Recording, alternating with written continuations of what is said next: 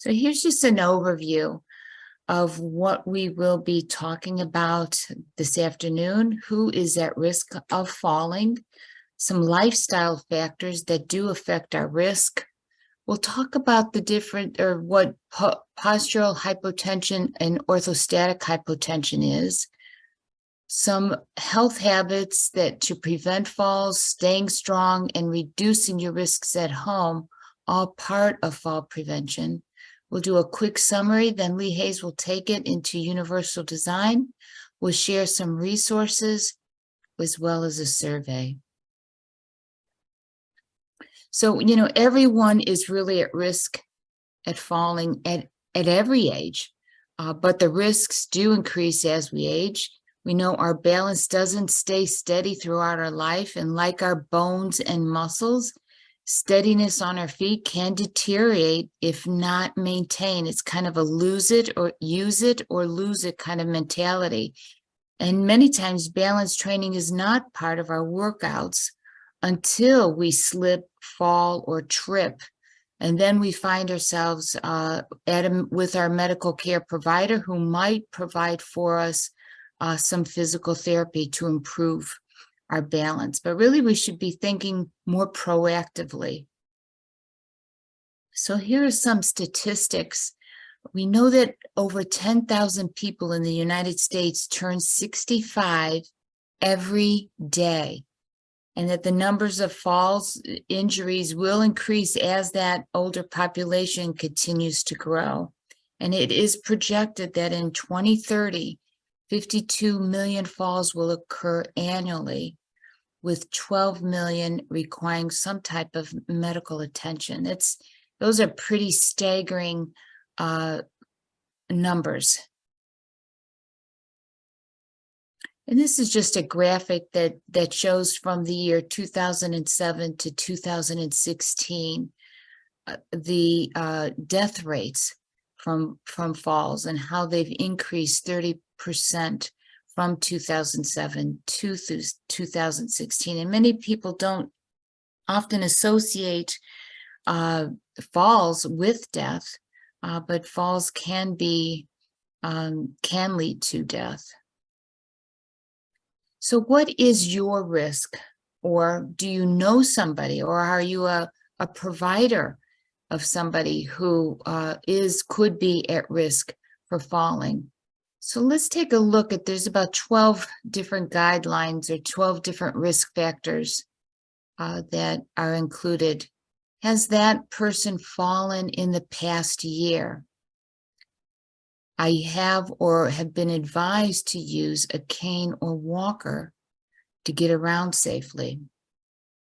And sometimes even though that person might be advised, they see the use of a cane or a walker as a sense of loss of independence. And so they'll fight using or taking advantage of a walker. And sometimes sadly, it's not until they do fall that then they realize the value of using a walker. Sometimes I feel unsteady when I'm walking. I have to steady myself by holding onto furniture when walking in the home. And you'll see them perhaps holding onto the couch or chairs or countertops as they navigate through the home. I'm worried about falling. Our minds are so powerful that sometimes just thinking that fear of falling, we actually do fall. And I need to push with my hands to stand up from a chair. So you're using both hands.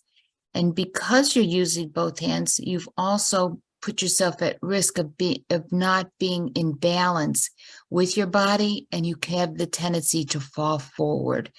And if you fall forward on a couch, many times you can hit your head on that coffee table. I have some trouble stepping up onto the curb. Do you have to stop a moment to think about navigating the curb? Do you find yourself or someone that you loved and you're with trying to find where the curb actually has access right down to the street and using that instead? Now, this is one that you don't often think about, but I often need to rush to the toilet. Now, why would that put you at risk? Because usually that rushing to the toilet happens at night when you're sleeping. You get up, you're half asleep. It might not be well lit, and you could stumble or slip and fall. I have lost some feeling in my feet, and many times those that do have numbness or loss of feeling in their feet don't even realize it and can go to the beach and walk around and then come home and find that they have a cut on the bottom of their foot. And there are diseases that lead to that loss of feeling on your feet. But it's always good to have a medical care provider check your feet for numbness or loss of feeling. I take medications that sometimes make me feel lightheaded or more tired than usual. So again, there's the power of our brain, right? If you go ahead and read some of the side effects of certain medications, you might not want to be taking them.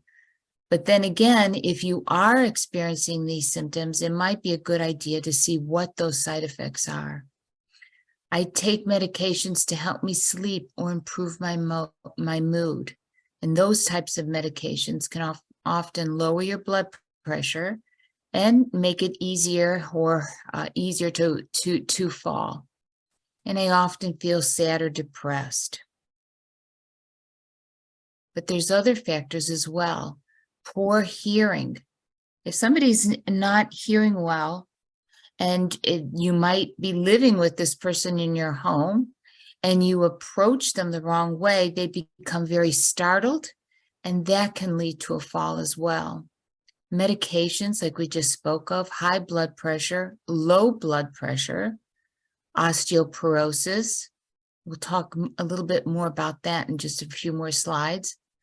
Poor vision, throw rugs, clutter, and clutter that we keep on the floor, slippery floors, especially if you're living up north and you happen to come onto a marble floor. Those marble floors, when they get cold, become very slippery.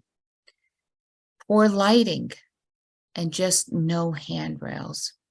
If you answered yes to any of the items we just spoke of, then you should really consult your doctor, your healthcare provider, about any kind of modifications that you can take to lower your risk of falling. So what is the magnitude of the problem? The risk of falling increases dramatically when we age. You know, balance is something that when we're young, we never really think about it, right? We kind of just take it as it is. You know, we take it, just have lost my words, but we take it for granted. And as we age, and we might become weaker, or we've just noticed that we're more unsteady, all of a sudden we wish we did have that same amount of balance as we did in our 20s and 30s. But remember, not only just balance, we're losing muscle and bone mass as we age as well. It's kind of, again, that use it or lose it type of skill. But when you do suffer from a fall, you can suffer not only permanent disabilities or death, but a loss of independence. And that's very frightening to a lot of people. Important to know your risk, and falls are an important health care problem that should be taken very seriously. So what is postural hypotension, or sometimes it's called orthostatic hypotension? It's just when your blood pressure drops and the blood travels away from your heart and from your head to your organs and muscles, and it makes you dizzy, and it can increase your likelihood of falling. So how do you know you even have that? If you find that you are sitting down and you go to get up, and you find it very difficult, or you find that you all of a sudden are seeing stars, then that's what occurred. So here are some common symptoms of orthostatic hypotension. And some people might just have one of these symptoms or none of these symptoms. Others might have 3 or 4 of these symptoms, but dizziness or lightheadedness, feeling like you are going to faint. And because you have that feeling, you might get nauseous or hot and clammy. You might experience headaches or blurry or tunnel vision, a vague feeling. And some individuals feel pressure across the back of their shoulders and neck, or just general weakness. But again, all these symptoms differ from person to person. So some causes of this: high blood pressure, diabetes, heart failure, arteriosclerosis, taking diuretics, antidepressants or medications to lower your blood pressure. But there's also neurological conditions such as Parkinson's disease and dementia. Now, here's one that people don't think about, is dehydration. There's so many individuals, as we age, we do become, it's more susceptible to dehydration. And one of the reasons is because we don't want to go out and about in our day and have to use the restroom. So for many women, it's just easier not to drink an hour before we leave the house and become mildly dehydrated than to drink throughout the day. It is so important to drink just small amounts of liquid throughout the day. So when you see people carrying those water bottles, they got the right idea, just sipping their way through the day. Let's see. Okay. The next thing I want to talk about, and this can be determined with your healthcare provider, is a vitamin B12 deficiency or anemia, which would be a deficiency in iron. So vitamin B12, what does that mean? Well, vitamin B12 is a water-soluble vitamin. What does that mean?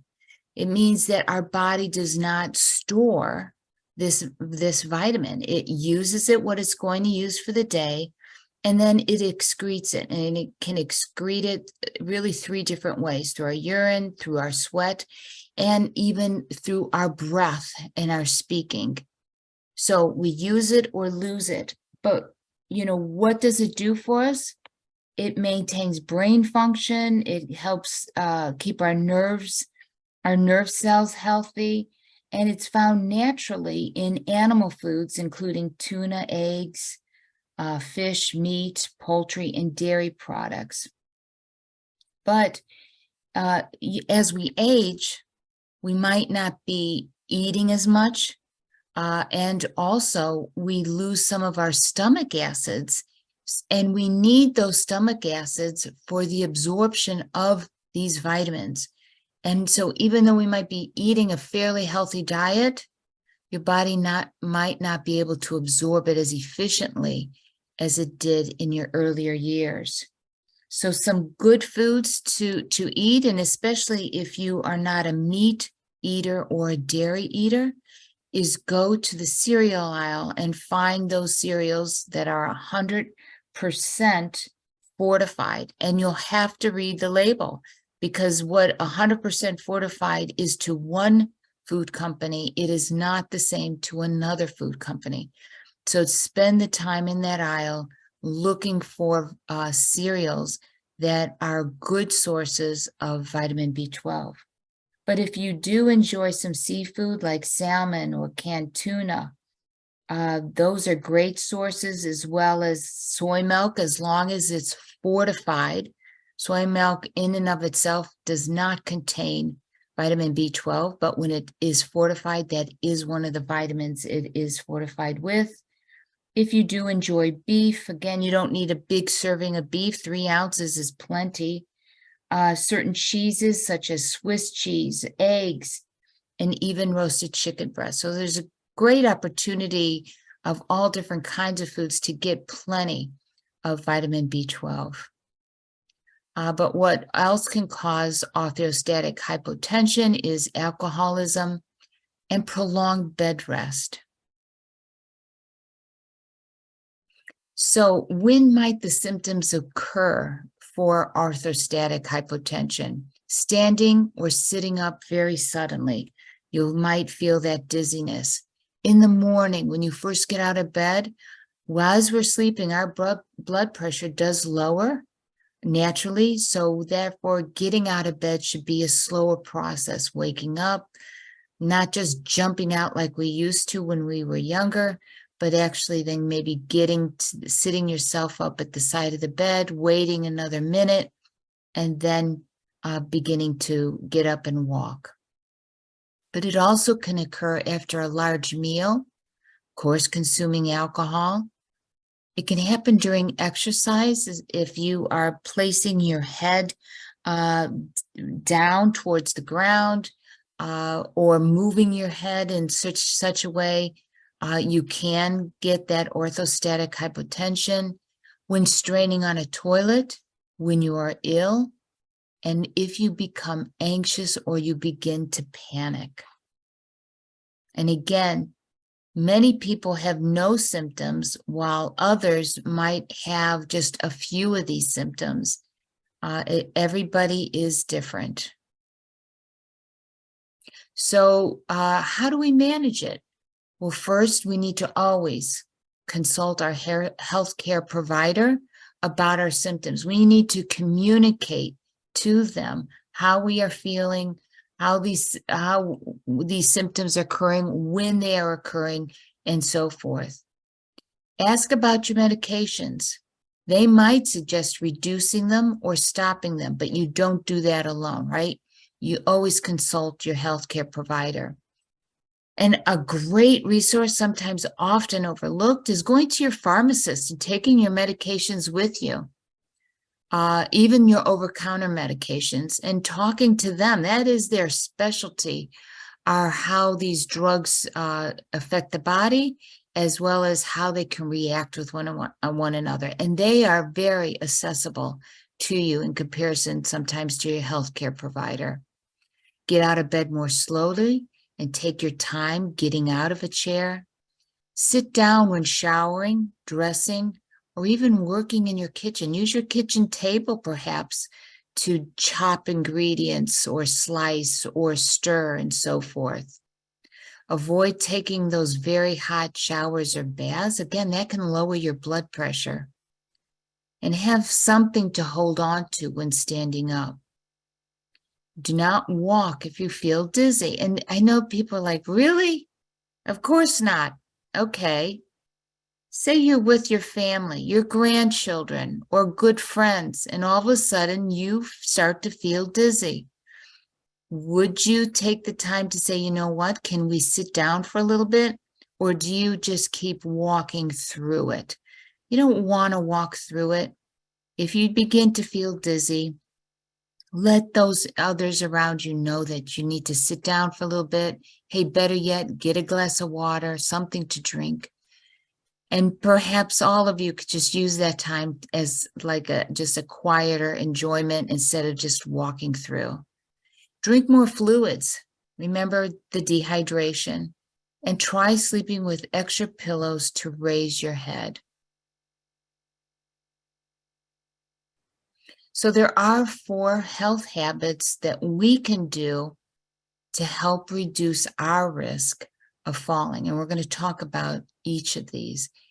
First is have your healthcare provider review your medicines, exercise to improve your balance and strength, have your eyes and feet checked, and make your home safer. Let's talk about each. So have your healthcare provider review your medicines or your pharmacist. And remember to include those over-the-counter drugs. Tell your provider if you have experienced a fall, or if you even worry about falling, or you feel unsteady. Now, if you're like my mom, who's going to be 92 in 2 weeks, she doesn't want to tell her medical care provider anything.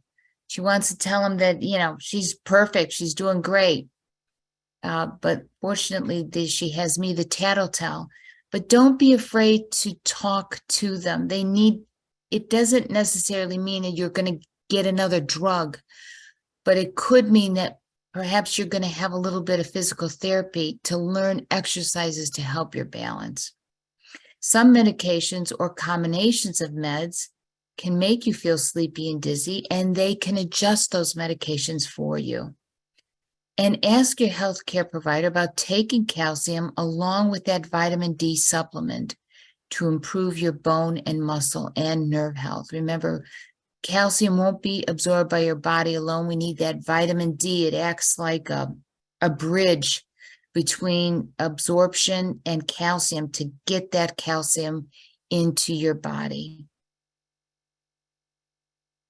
Number 2, exercise to improve your balance and strength. And of course, before seeking any type of exercise, we always want to consult our healthcare provider and let them know what we're thinking, what exercises, what routines we are beginning to think about or would like to begin practicing.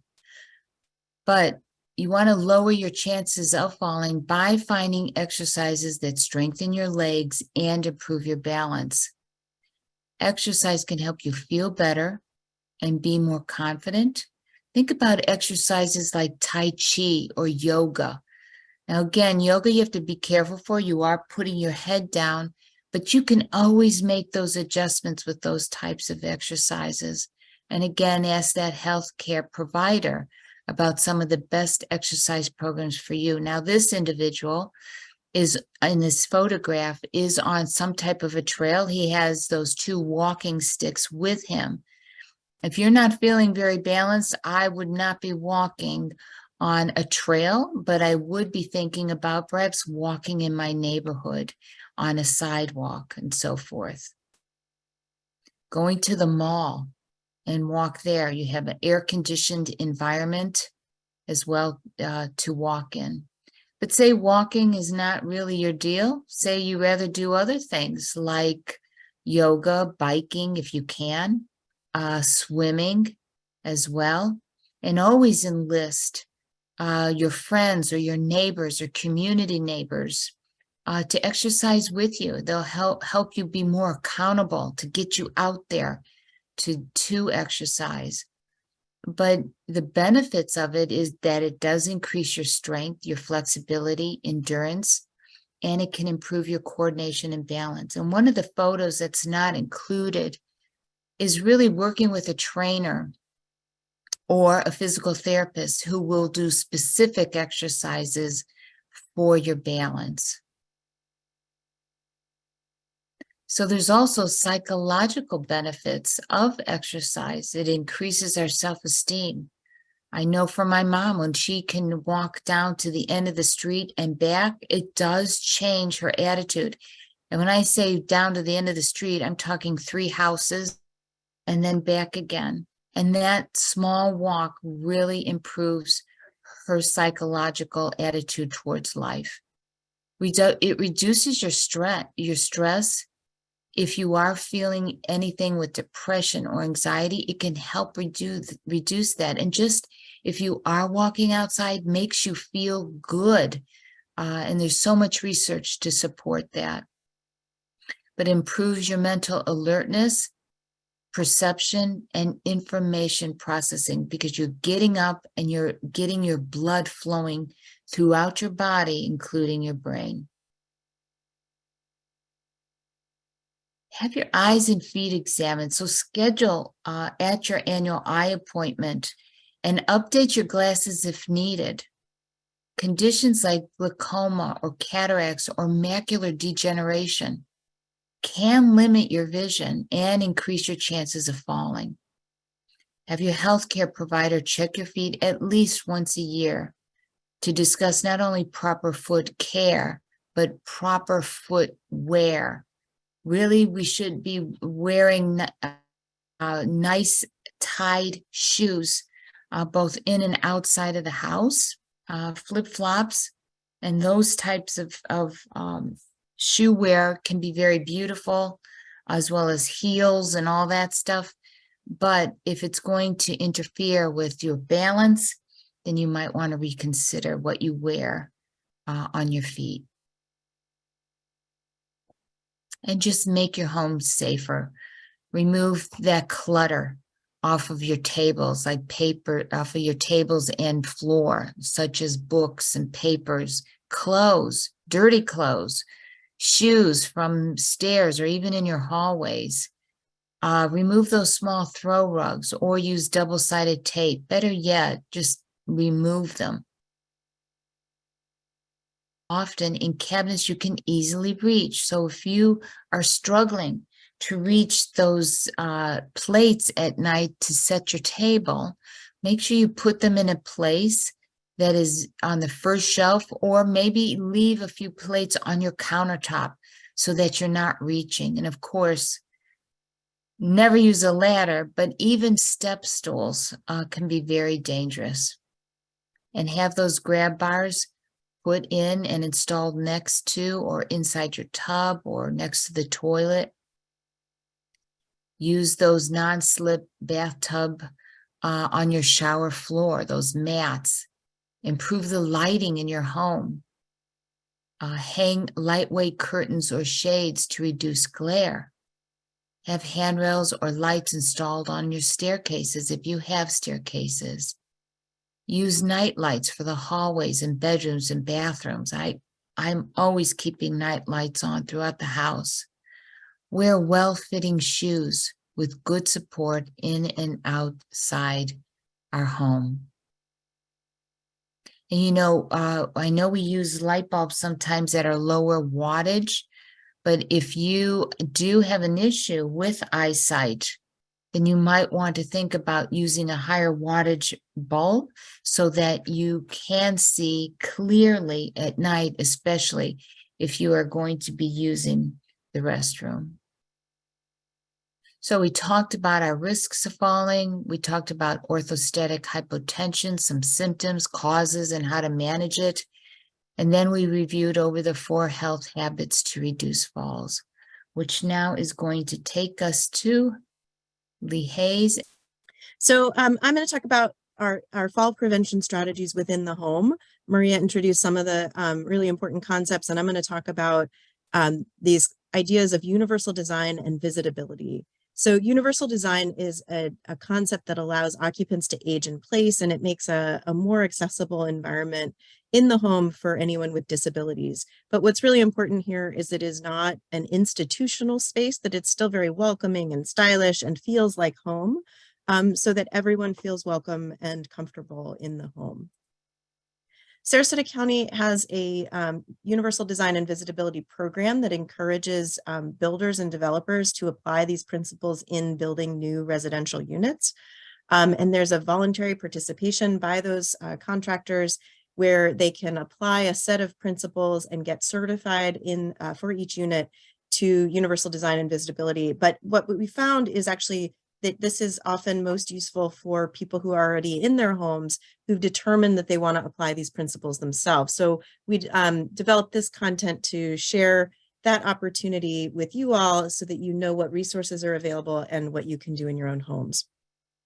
This checklist, which has the link, and you'll get this by email after the class, that goes through what elements in the home, what specific design criteria in the home would get you what we call a visitable home, where someone could come into your home who may have a disability and get it over the threshold into your home and use first floor accessible bathroom. It doesn't require that the whole home is visitable, but at least a portion of it so that they're able to come in and be welcome. So these are the criteria for design on a visitability side. And then the other side of this document is for universal design, which goes even further and addresses the whole home for anyone who would actually be living in the home. So it gives you room by room what the standards are for accessibility. And I'm going to go through these principles of universal design with you today, but that resource is there then for you afterwards so you can work with your contractors or make any changes yourself. So hopefully that'll be a good resource. So universal design is meant to be equitable and accessible and also really flexible and meant to be low effort so that anyone has the ability to do this and live in their homes without a lot of complication. The Universal Design Coalition is a local nonprofit that has been working on this for a while, and I want to thank them for their support with many of these slides. They helped pull together the images and make it so that it was very easy to understand. So the first principle that we'll talk about is access, and this is that concept of being able to get into the home no matter your mobility. So you want to think about a no-step entrance, so you can easily get up to that front door, as well as the width of that entry door at least 36 inches.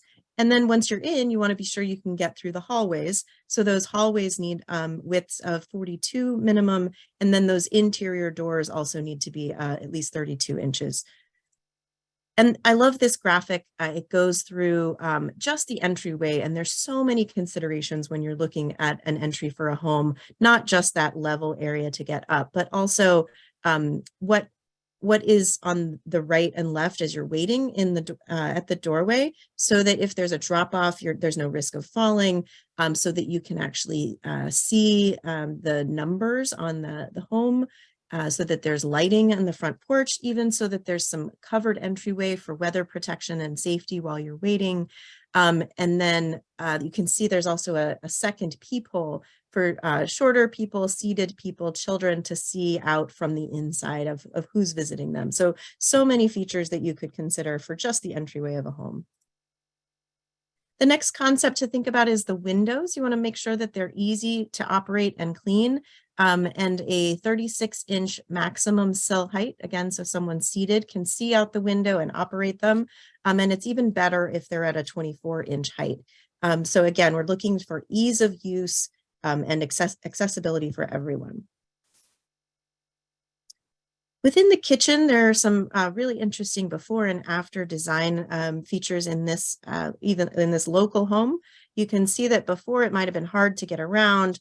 Things were at different heights, and then they, in the after, they provided that central island where someone could sit to be doing some preparation for the meals, different level heights of appliances and countertops, as well as accessible areas around the faucet area as well. And we'll go into more of these when we're talking about kitchens. One thing to think about is those seating areas. So you have in the top right, you've got some images of where you could sit to do some prep in that pull-out drawer. There's also the bottom right where you might be pulling out something hot and need somewhere to put it down to readjust, get it ready so it's safe to pick it up again when it's really hot and get it in another place. So that opportunity to put it down underneath the oven is a great design. You also, we often, like Maria said, keep our plates kind of up high and they can be heavy. So there's design features that allow you to have them in drawers instead, as well as for our pots. So we don't want to have to be reaching up way high on our tiptoes in order to get these things that we use pretty frequently in our kitchens. The top left is a microwave that actually is lowered so that you can use it even in a seated position. And then similarly, those drawers provide the accessibility that we're talking about while seated, but it's also just really convenient for anyone, even if you're not in a wheelchair. You want the things that you use most often to be easily accessible. Similarly, on that spice drawer, I would love one of those spice drawers in my kitchen. That's really useful. When we go into the bathroom, we want to think about some important features about that turnaround space if someone is in a wheelchair or just needs more space for a walker. There's a fold-up seat inside the shower in the design that's on the right there that allows it to be used by someone, whether for anyone. So if they need the seat, it folds down. If someone doesn't need it, it folds up. It's a very accessible to anyone. The same with like a bench area if you're using a tub. And then they've got those nozzles, the handheld nozzles that allow different heights, different usage for the shower itself. Definitely want to be mindful of non-slip flooring in the bath itself, as well as outside of the shower area, so there's no slipping or when it's wet or slippery. And then, as Maria mentioned, the grab bars are really important, and we'll talk a bit more about that here. So the grab bars don't have to look institutional. I just love some of these unique and creative designs that provide the security, give you something easy to hold on to, but it really just looks like a unique and innovative design. So it's still a functional towel rack. It's a functional toilet paper holder that is easy to get on and off. It doesn't require too much manipulation. Again, making this easy for everyone, no matter our abilities. There's other principles on this slide related to the bathroom, that some of which we've talked about, that continuous flooring underneath the lavatory. That gives you, make sure that you're not going to slip or hit your toes as you're getting in and out. That tub transfer bench that's in the bottom right, that allows some of these adaptabilities. If it wasn't originally designed that way, there are lots of tools that you can purchase that provide that adaptability after the fact, so that that bench can be taken in or out, make it easier for someone if it wasn't originally designed that way. The top right shows you an open knee space underneath the counter. So that provides flexibility. You could have a shelf in there that would hold towels or something, but you could also take it out so that if someone needed a space for a wheelchair, you could easily go in underneath the counter to wash your hands. So that flexibility and design of cabinets is really smart. These are some other sort of beautiful pictures. They show you those fold down shower benches, as well as the under sink space that just beautiful. You wouldn't know that it was designed for accessibility to begin with. Then you go out to the laundry area. The front loading washer and dryer tend to be more accessible, but that's mostly true when they're elevated. So you want to make sure you have either the platforms that you can buy with them or a built-up platform that gets them at the right height, so you're not bending down all the time to switch out that laundry. You also want to make sure the controls are easy to reach. So if they're on the front, you're better off, so you're not reaching across over to the top. And think about where's your work surface? Where are you going to be folding or hanging things up? If you have a nearby work surface, that's less moving and carrying heavy laundry baskets and such. Make sure you have plenty of space, and ideally the laundry would be on the main floor.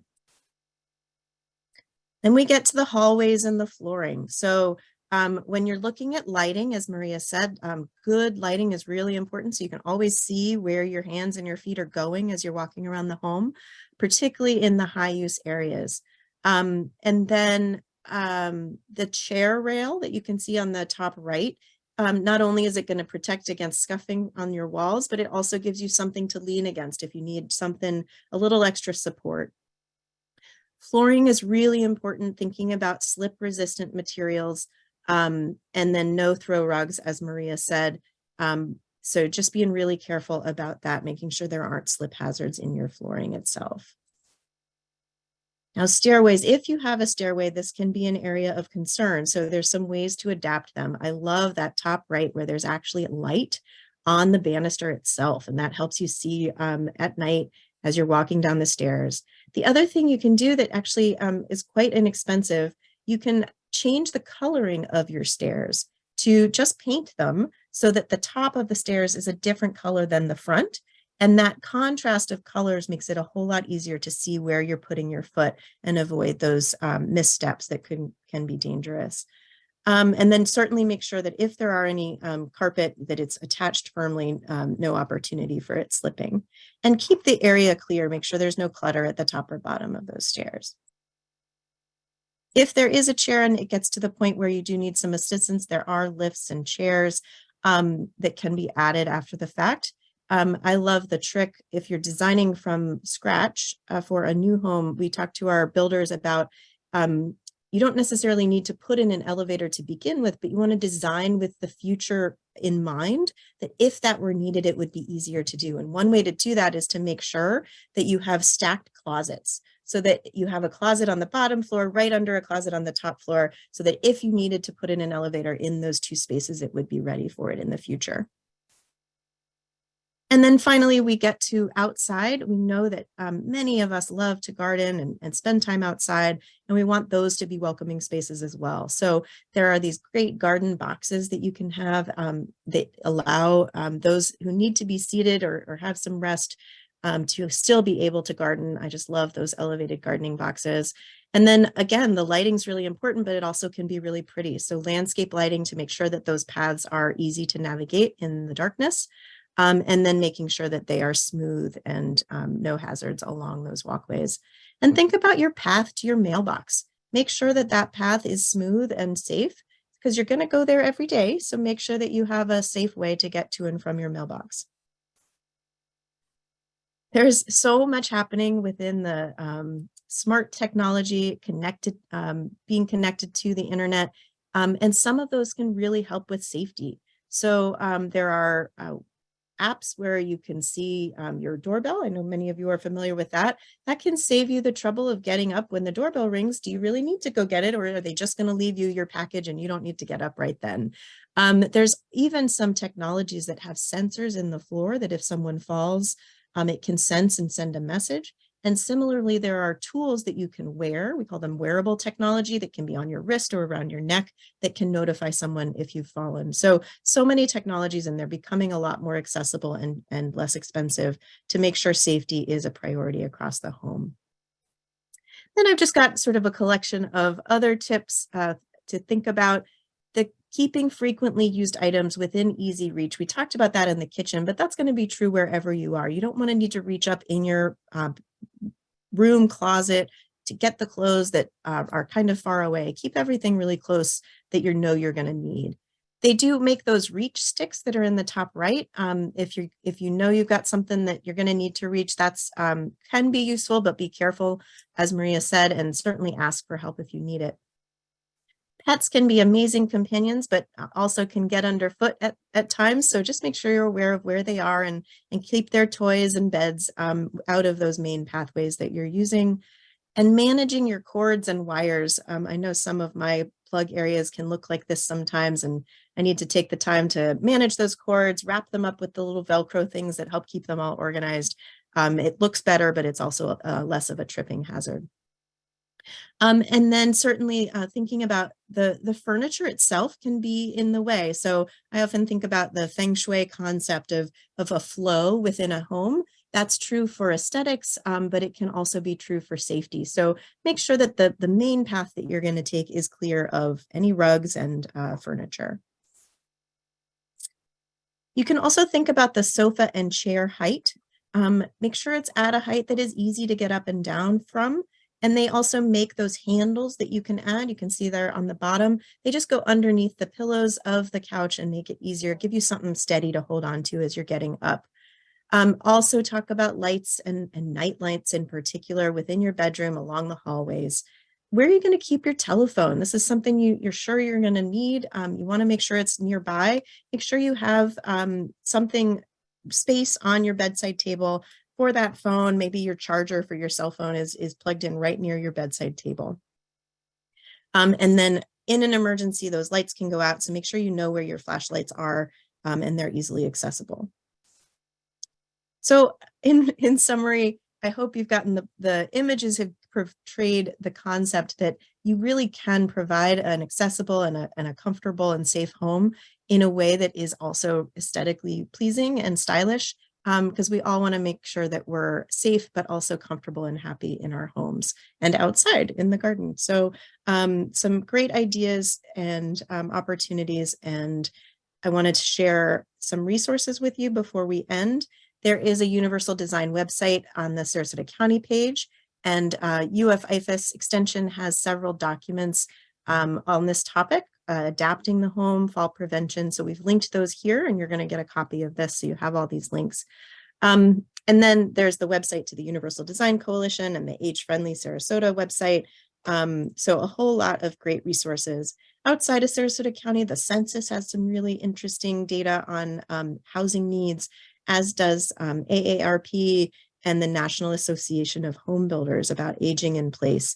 So a whole lot of really interesting data that was used in developing this presentation. But if you want to dig deeper into that, we wanted to provide you those links.